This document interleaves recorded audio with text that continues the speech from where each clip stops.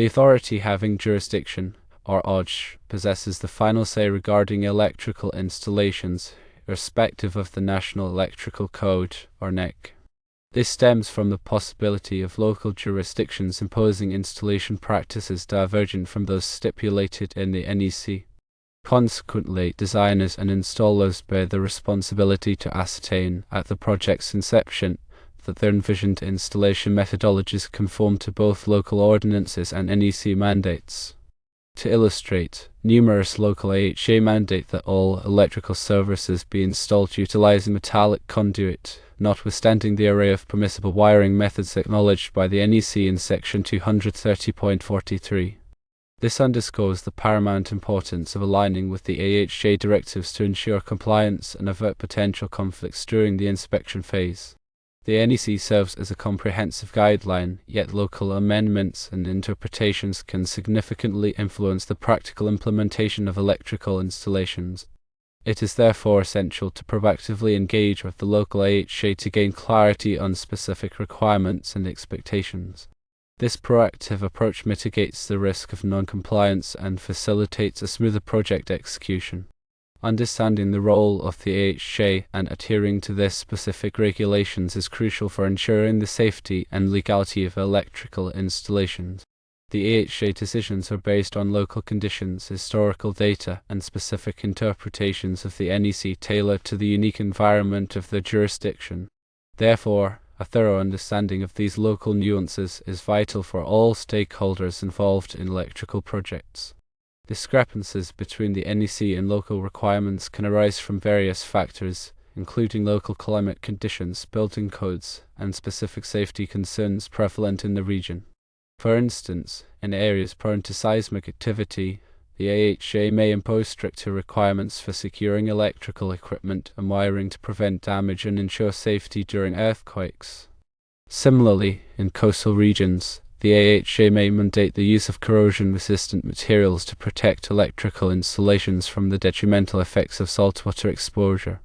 Furthermore, local AHJ may have specific rules regarding the installation of renewable energy systems such as solar panels and wind turbines to address local energy policies and environmental concerns.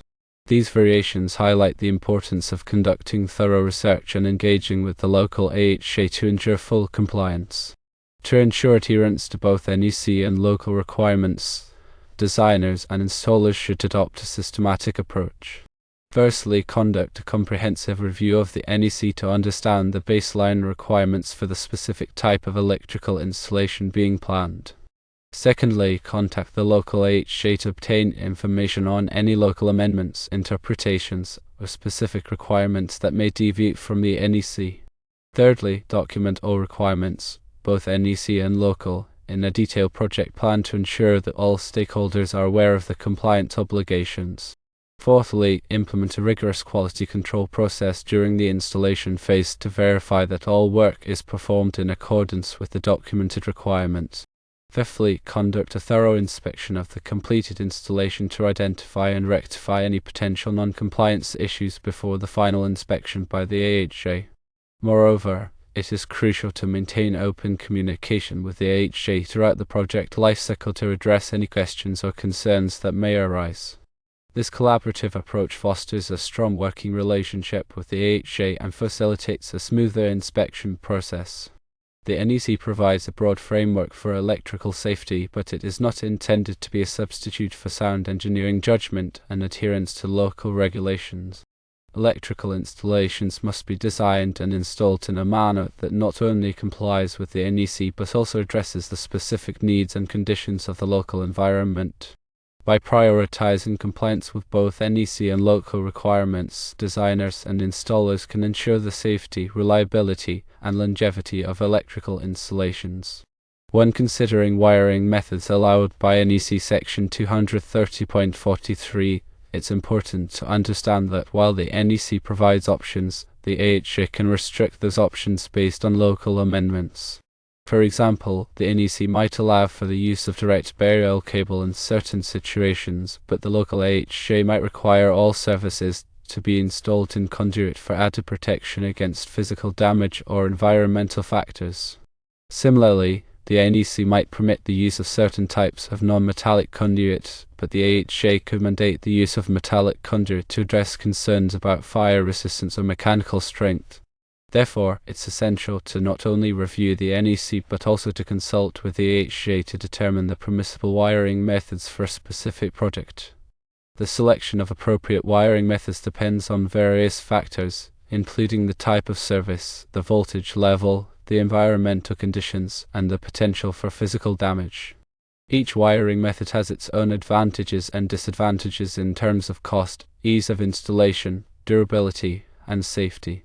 Metallic conduit, for instance, offers excellent protection against physical damage and fire, but it can be more expensive and labor-intensive to install than non-metallic conduit.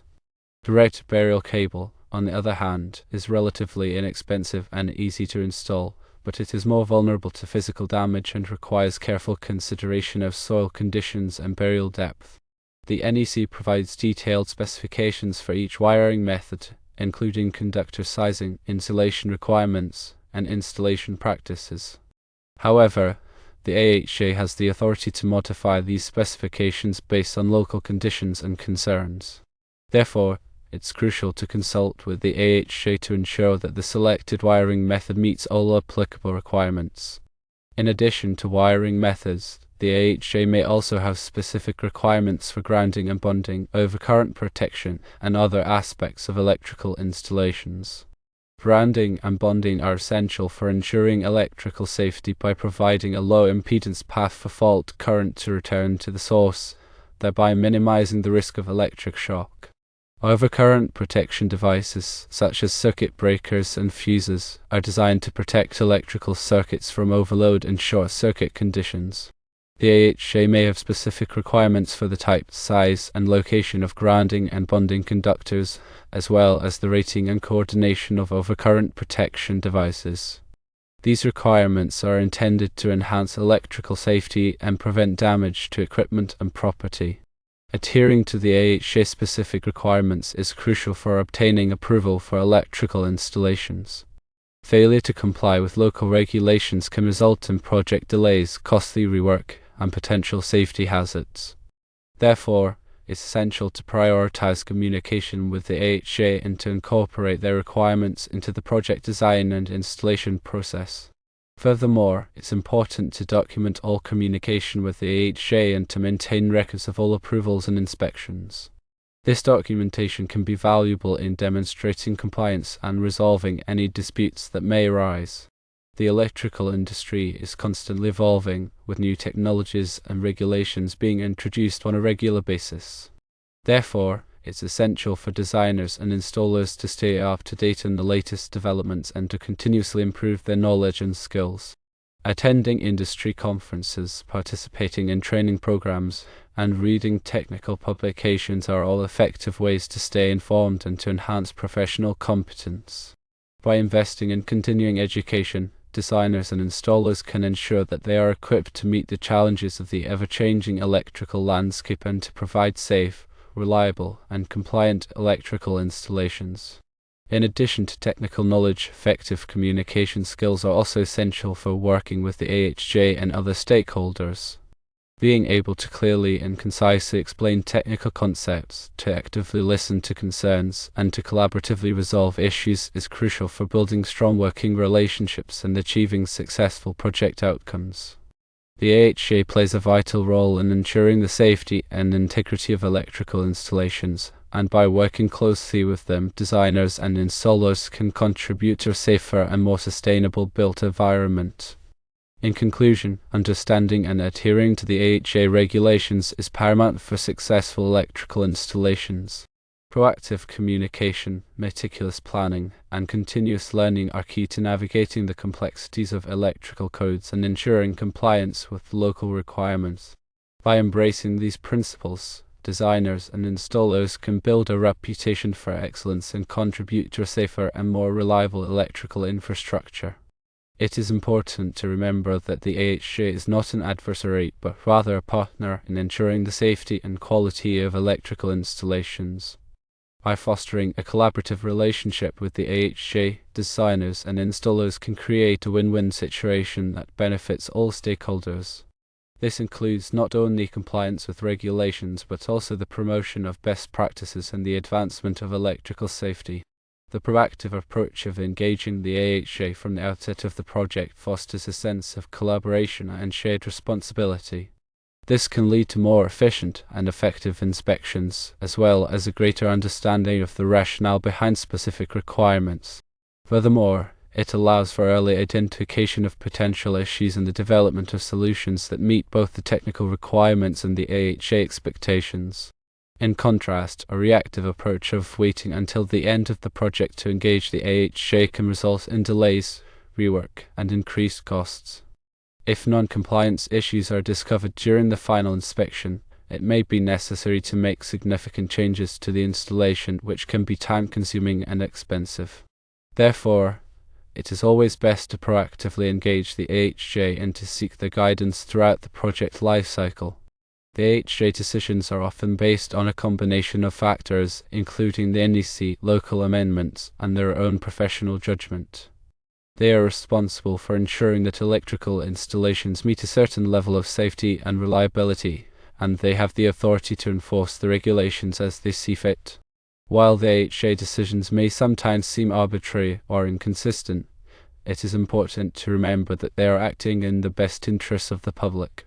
They are tasked with protecting people and property from the hazards of electricity, and they take this responsibility very seriously. Therefore, it is essential to respect the AHJ authority and to comply with their instructions.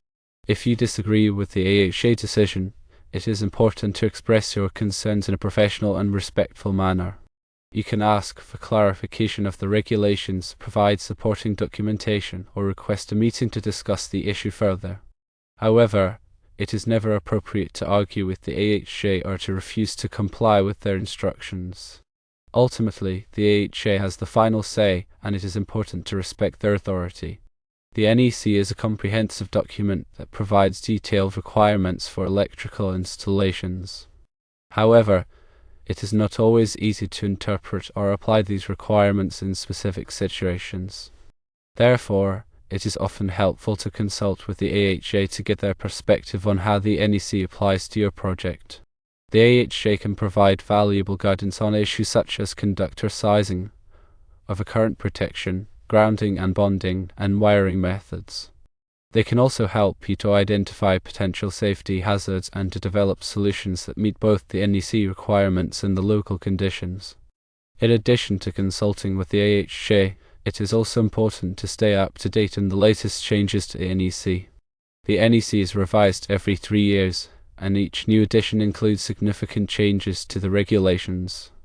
By staying informed about these changes, you can ensure that your electrical installations are compliant with the latest requirements. There are several ways to stay up to date on the NEC.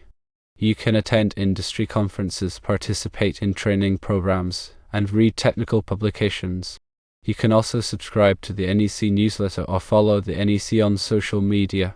By staying informed and engaged, you can ensure that you are always aware of the latest developments in the electrical industry.